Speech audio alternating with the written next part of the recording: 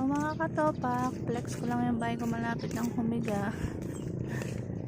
Ayan po yung bahay ko, hindi natuloy yung gawa dahil nabitin yung pera namin, wala nang money, kaya tis-tis muna.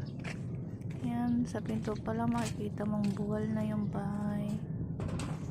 Ayan po, ang laki ng ikinano ng bahay namin, oh. Tabi kasi ng ilog, naubos yung lupa sa ilalim. Ayan. At dito na po ako nagluluto.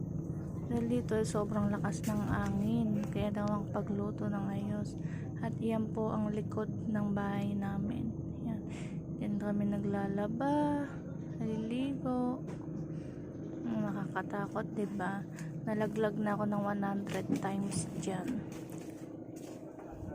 Yun pa lang yung nagawa, yung bato sa likod na 20 plus k na kami dyan. Naubos yung ipon namin. Gusto sana namin magawa na, kaso naubos yung pampagawa kaya tiis-tiis na muna. Importante may bahay tayo.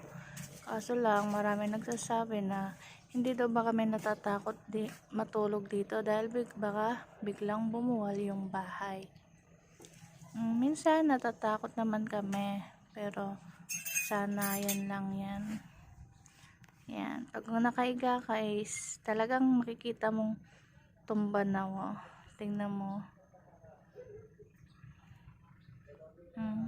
Para talaga siyang mabubuwal na.